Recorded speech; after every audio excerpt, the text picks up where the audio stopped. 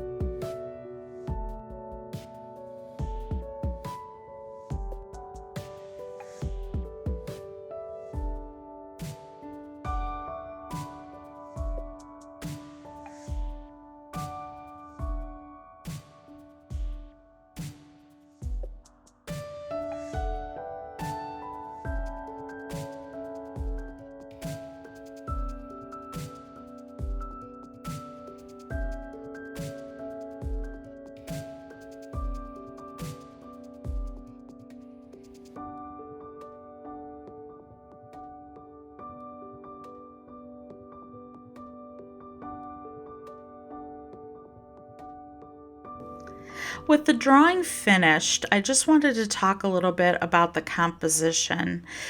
So when I sketched these ladies out, I started with the woman on the left.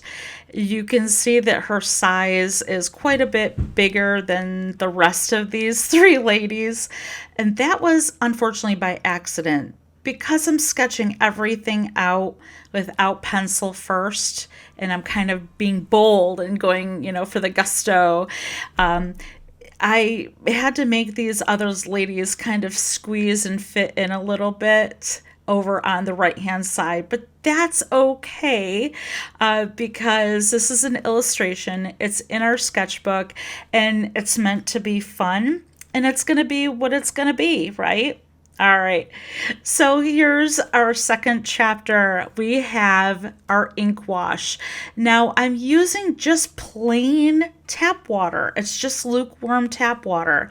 And I'm using my number 10 silver black velvet paintbrush.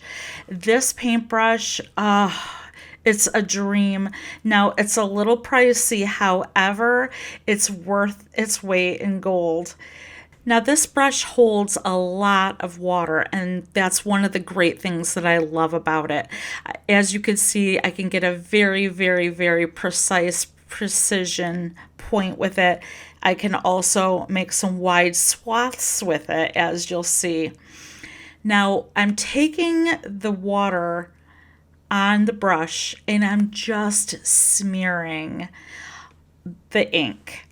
So this happened by accident.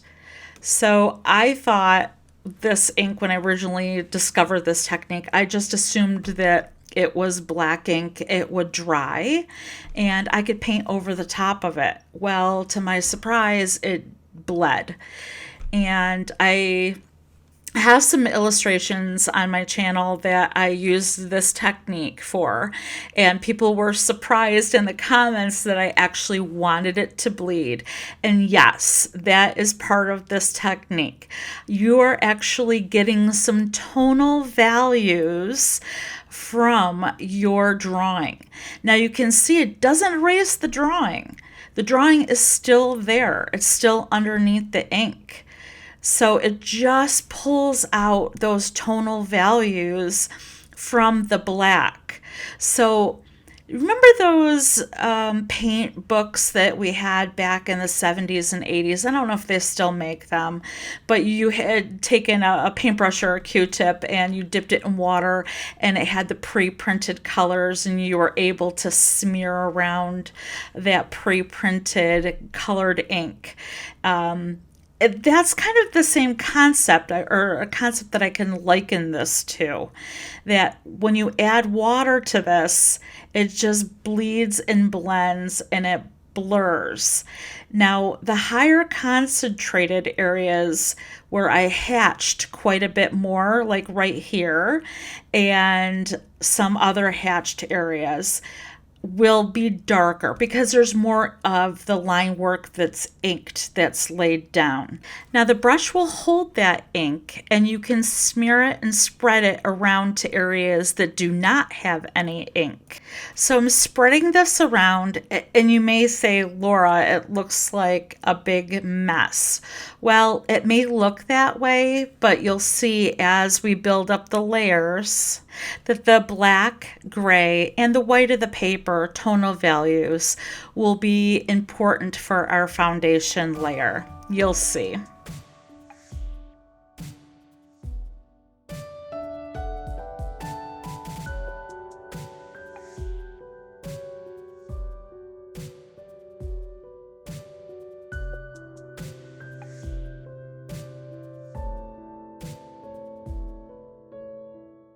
So look at how interesting this is. Something to point out, the color change from the wet to the dry ink.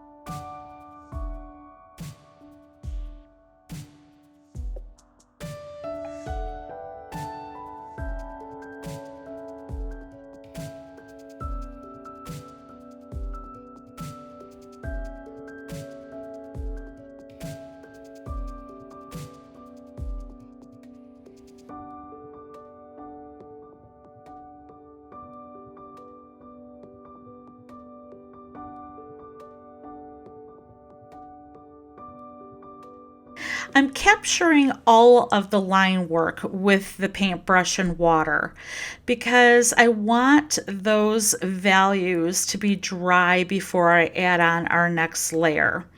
If the line work is not dry or encapsulated by the water.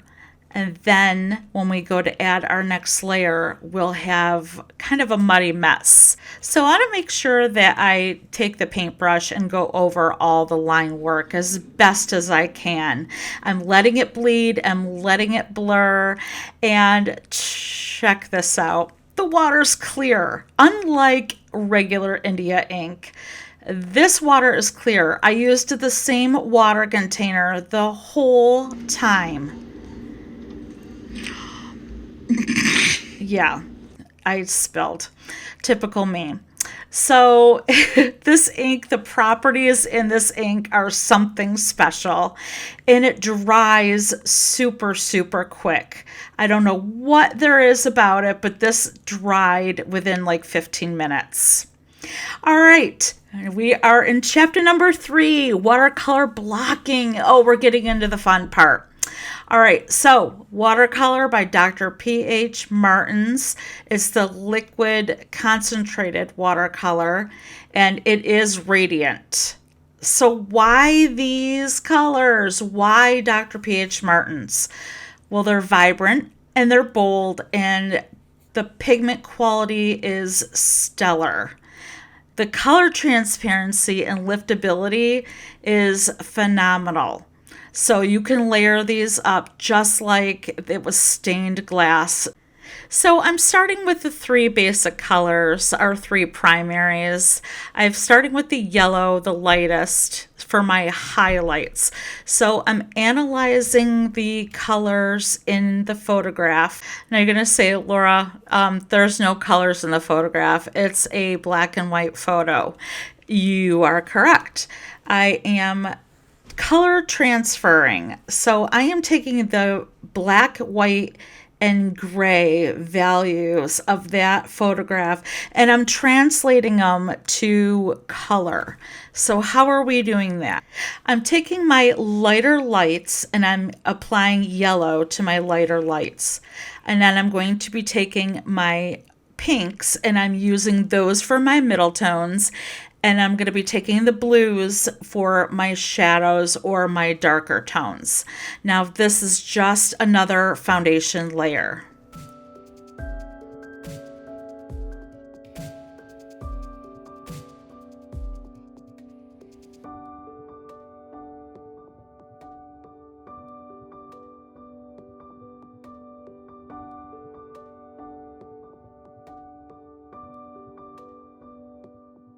So why didn't I just use my paintbrush to begin with? Well, if I use the dropper at the very beginning and got a higher concentration of color laid down in those specific areas, when I go to add my gouache layer, you will see this concentrated color be pulled up into the gouache layer.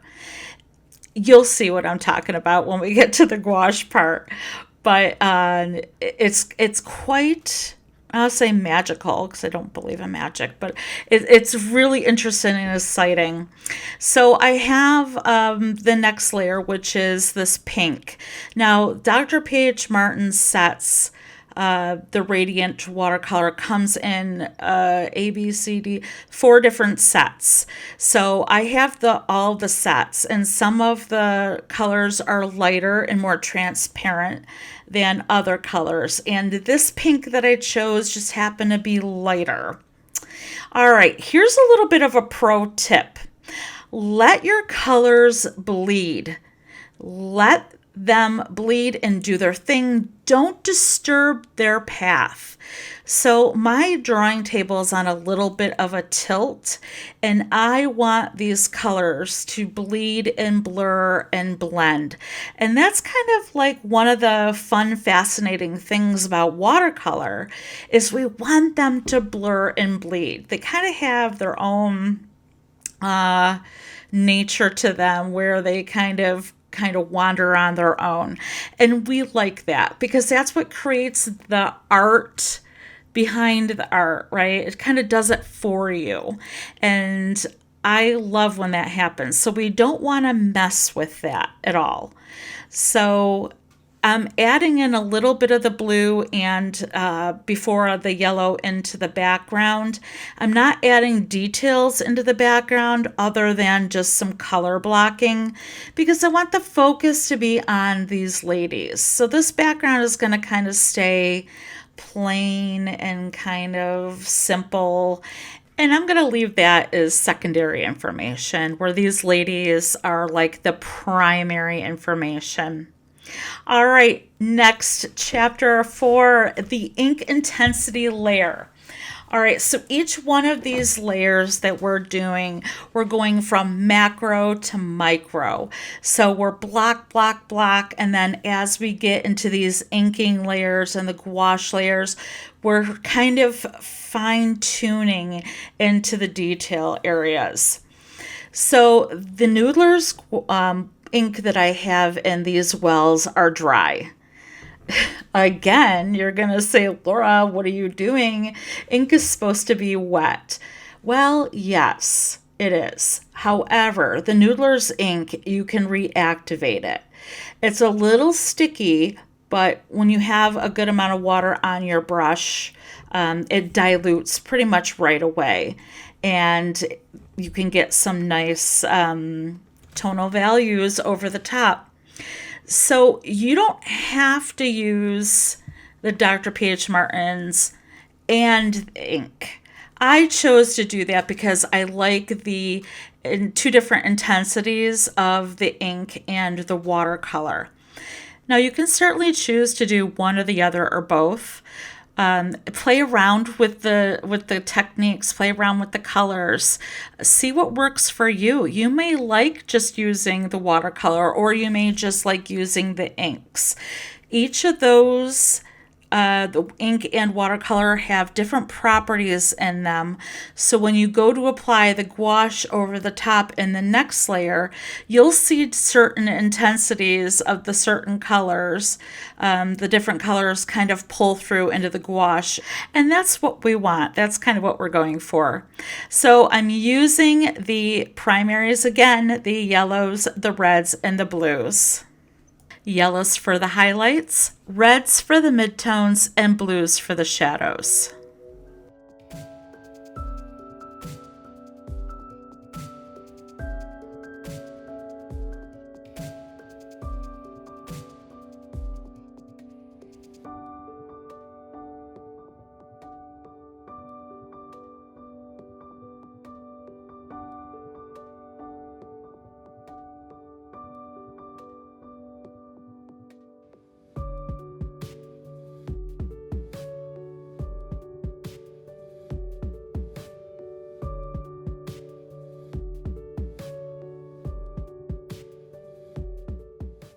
It's super. So it looks like a mess, but it's trust me, we're getting there. All right, number 5 chapter is gouache opaque layer. So we are getting there. So the gouache is Winsor Newton Designer's gouache. I've used it for 32 years now, and I will never use another gouache brand. I don't even want to compare it to anything else. I love this gouache so much. So I'm using titanium white and also a mixing white. So I kind of have them both in the same well on my palette. This gouache is dry. I'm using each of the wells are dry, and I just add water to reactivate. So I don't pour new gouache every single time. It's too expensive. And I've been doing it like this for 30 years, and it works great for me. So you can see as I lay down this white, here's that fantastic part I've been talking about. The color will pull right up through the gouache.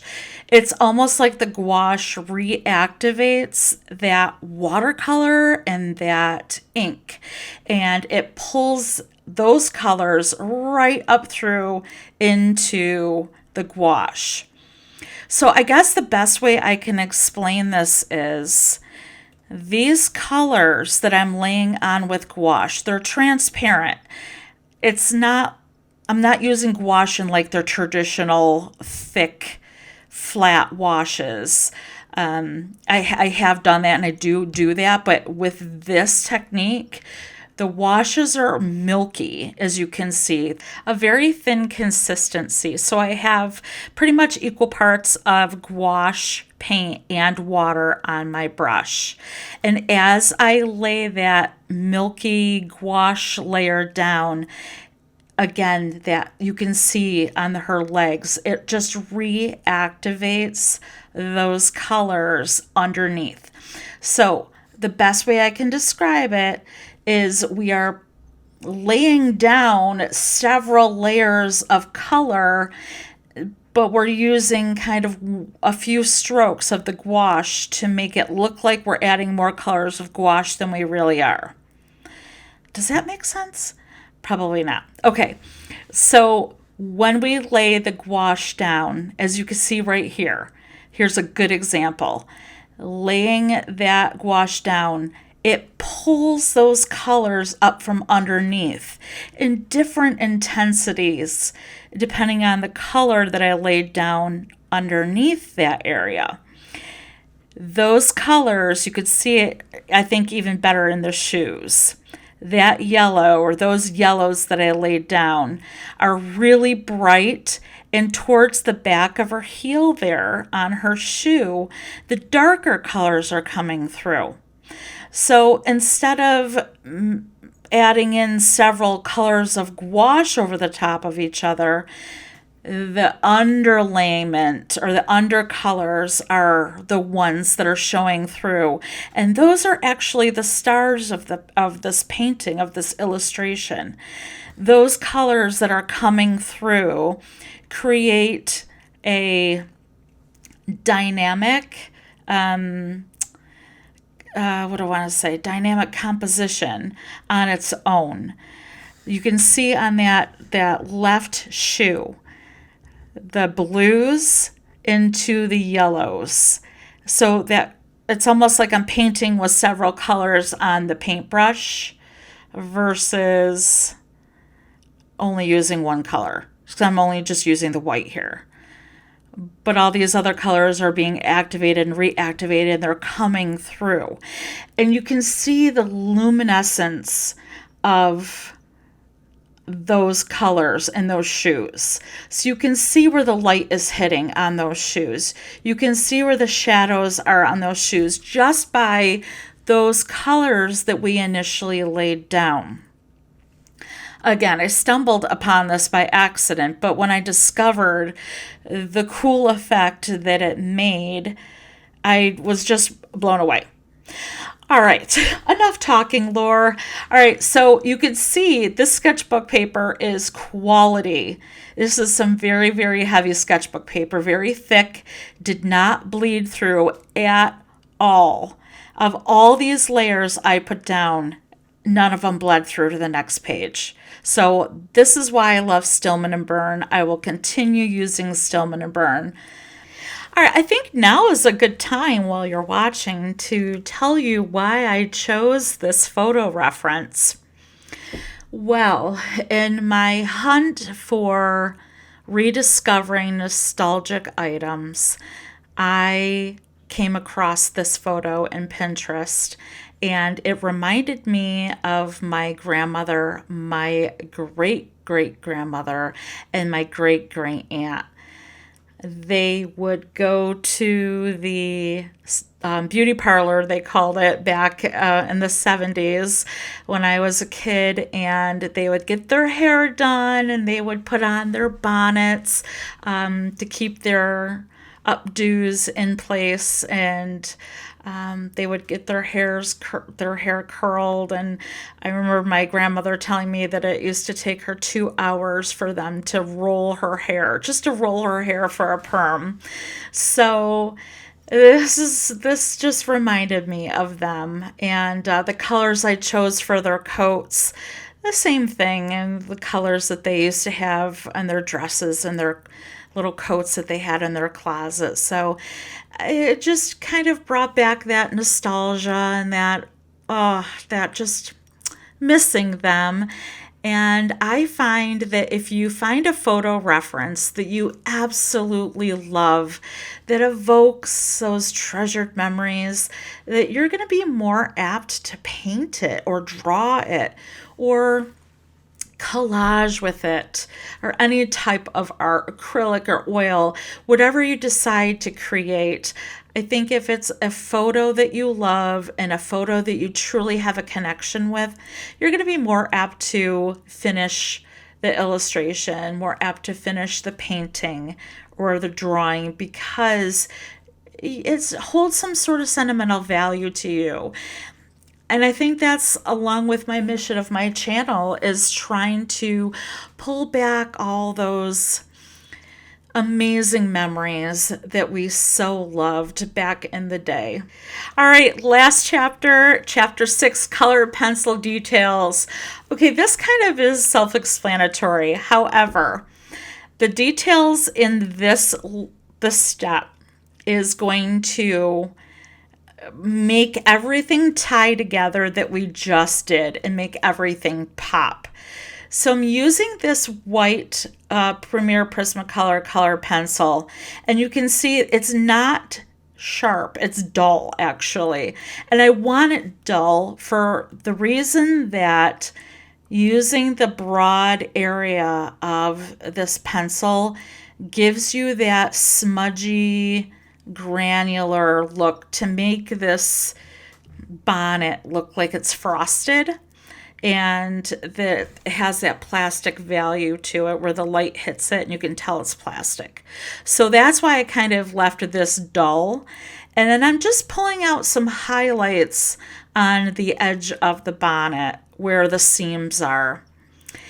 And then for the rest of this illustration, I'm just going to be adding in colors here and there to pop out the cheeks, the nose, the facial details that I didn't add in with the gouache. The color pencil gives a sense of pop and crispness and texture that the other layers don't give. Sure, you can do hatching, and sure you can, do some dry brush strokes to create some texture. But I find it's neat when you add the color pencil in over the top to get some more precise details in over the top of the gouache. Now, because the gouache is chalky and it's very matte, the color pencil lays down beautifully over the top. Hey guys, if you're looking for any of these supplies, I'll link everything in the description below. I am an Amazon affiliate, so all the links I will have are linked to Amazon, and I just get a little kickback to help my channel out, so you can really load it up. All right, so I'm going to be pulling out some details with the color pencils. I'm starting with this icy blue from Holbein, and I'm going to be hatching in some little hatch marks. Now, this is going to be for some highlights in the ripples of her coat. I'm going to be starting off with her shoulder and just pulling out some highlights where the sun is hitting her coat. Little tiny hatch marks. All right, so here is some helpful tips, and I think these are going to help you. Keep your color pencils super duper sharp. With sharp tips, you will get very precise sharp lines. Also, use a hand sharpener, a really good one. They won't eat your color pencils up. Graphite pencils are great for a pencil sharpener, but for color pencils that are softer, a hand sharpener with super sharp blades work the best, and your investment won't go away so fast. So those are some super tips I hope that'll help you out. All right, so I'm speeding this video up again because I spent 3 days working on this illustration, and I, again, have to condense it down. So I'm adding in this blue, again, for the highlights, pulling out those ripples in her coat. Little tiny hatch marks in the shapes of the bends and curves of the coat. If you have directional lines, it makes your three-dimensional object look more believable than if you had lines maybe going in the same direction all the time. Also helps adding in some contour lines or some outlines in some areas where the sun or your light source kisses the object. Going back to her shoulder, adding in those lines on the cusp of her shoulder brought that shoulder out just a little bit more. And then as well as the remainder of her coat, adding in some highlights and some little tiny hatch lines, some bigger hatch lines and some bigger areas. It just breaks up the line work so it doesn't look monotonous or the same all the time.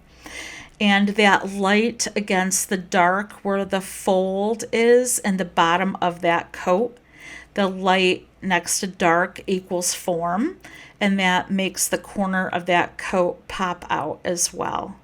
Now these color pencils are super soft. If you don't have any, they are very, very soft. If you do own them, you will know how soft these pencils are.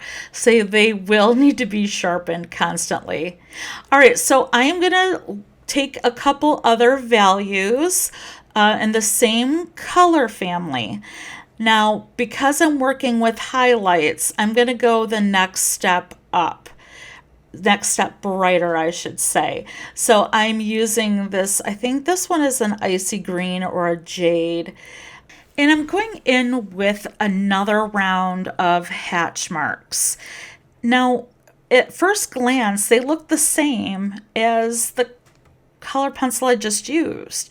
However, not every single color has to be such a jolt in color difference.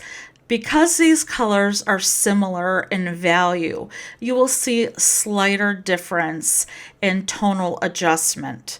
I'm taking this color green and touching it gently with the other blue, the lighter blue that I just used. So that tonal shift will be very slight, but it's still in the same color family. So your eye won't separate the colors as much as they do when we're using yellow, red, and blue. There's more of a softer shift. So that's why I'm gradually using color pencils in the same color family very close to each other. So going from that turquoise to this lighter green, they both have white in them. So yes, I'm going brighter, but I'm also going lighter. And popping out those details in the bottom of the coat and that hem. And going over some areas that I just did with the lighter blue, but I'm also adding in some new areas. Okay, so we've got to this point now. We're going to do another shift. So now we're going brighter. So we're going one step up. We're going brighter this time. So what's the difference? What is the difference between brighter and lighter? Well, brighter is stepping toward yellow. If you had a blue, the brighter would be green. The brighter to that would be yellow. And the same with the other side of the color wheel. Lighter is adding white to any color. So there is a difference. Sometimes if you just add white to a color, your colors could look flat and lifeless. And sometimes they could look a little grayed out. But if you're adding yellow to a color or stepping up in the direction of yellow on either side of the color wheel, your colors will look brighter and more vibrant. So I hope that helps you in any color mixing. All right, so done with this color, I'm going to the next brighter, which is the yellow. Now this has just a little bit of white into it, but not as much as a lot of these other pencils that I have. So this is going more on the brighter. So I'm overlapping some of that white, or some of that, I shouldn't say white, I should say the pastel turquoise and green that I just used. And this will kind of make that flatness come alive. Because if I just kept the light yellow, or I'm sorry, the light blue and the light green, it would look washed out. Where adding in the yellow will have that be sun-kissed, that coat, and it'll kind of give it a little more vibrancy and it'll come alive.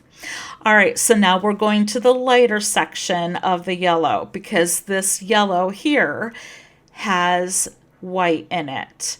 So I'm popping out the highlights on the buttons and some little areas that I see that need just a little bit of lighter areas.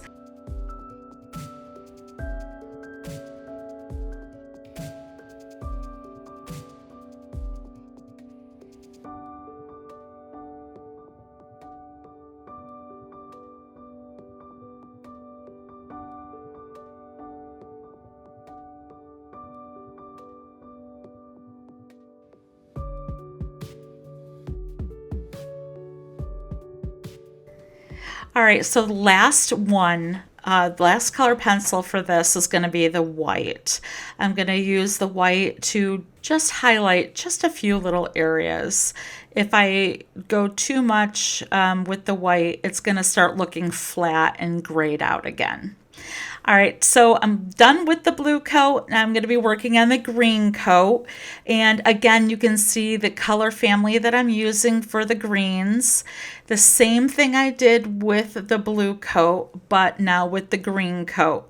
I'm starting with the middle value and a super sharp pencil, and again, making those little tick marks just to give out some texture in the coat and the seam, and just popping out some highlights in some areas in the coat that I didn't capture with the gouache because the gouache was quite wet. So I'm just going to redefine some of these little areas. I'm using heavy pressure in some spots and light pressure in others. Again, I'm going brighter and brighter and brighter. So here's the next brighter color pencil in the green family. So just like in the blue coat, I'm going to highlight some areas that are even lighter. I keep studying my photo reference because I want to make sure that I'm applying down the color pencil appropriately in studying that reference. So where the highlights are in the photograph, I'm going to be adding highlights onto the coat. So right now I'm at the middle value. So it'd be more of the grays, the middle grays of the photo reference. And as I get lighter, it'll be more of the highlights in the photo reference. Again, if you have any questions about anything I've done so far, please feel free to drop me a comment down below. I'd be more than happy to answer any of your questions and comments. I love hearing from you, and I love helping you out in your art journey. All right, so this color pencil is going to be the lightest one, and I think this is Ginger Root, and it's a Prismacolor. So I am going to be adding in the very highlights of the coat. Now, these coats aren't shiny. If they were shiny, you would see more of a contrast between light and dark. These are what I would assume they'd be based on the photograph, that they are very cloth-based coats, maybe polyester. So here is my darkest green, and this olive green is going to be my darkest value in the coat. But as you're going to see, that this value isn't as dark as what the paint on the color pencil shaft looks like. It's quite different. It's actually lighter when I lay down the color. It really didn't pop too much out because it's the same color as the gouache in a lot of areas. So it really didn't do much. So I just moved on. Again, this is in my sketchbook. So this coat, I decided to go into the yellow family, and here are my values for that coat. So I'm going to do the same thing that I've been doing. I'm going to start with my middle tone and then go lighter and then go darker.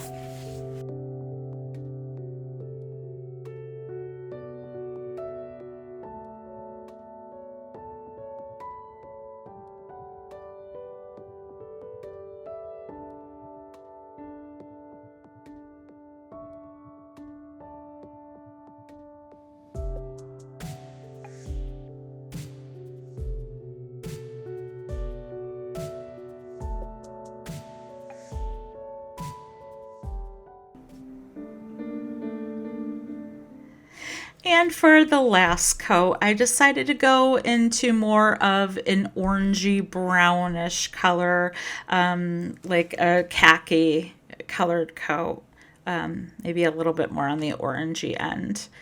So I'm using some peaches and some burnt umbers, and just doing the same thing as I did with the other coats.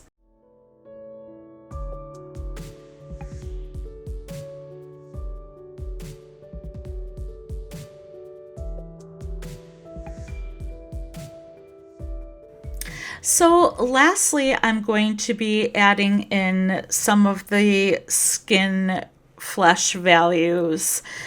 So I'm in my pencil collection here, and I'm just pulling out a variety of yellows and browns and pink, peach, red, and I'm doing some hatch work in the legs, again, based on the values that I see in the black and white photo reference. Now, I'm going to be doing some additional videos on how to translate black and white into color. This is just one of the first videos that I'm doing for this, but if you have any questions, I'd be more than happy to answer them for you. But this will be just one of many videos I'll be offering for you. Hey, question: if you're getting value or if you're learning something from my video, if you wouldn't mind liking my video and subscribing to my channel, I would absolutely love it and appreciate it.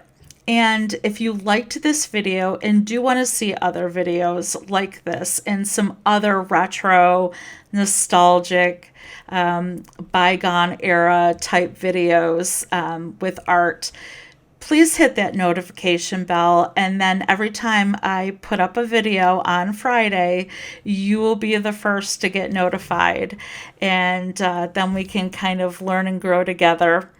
So that's it. That is what I did for this illustration. I know this was a very long video and there's a lot to pack in, but I appreciate you being here and I appreciate you watching to the end. Until next time, if we don't remember, we won't remember. Hey, if you liked this video and you want to see another video that has similar techniques, check out this video right here.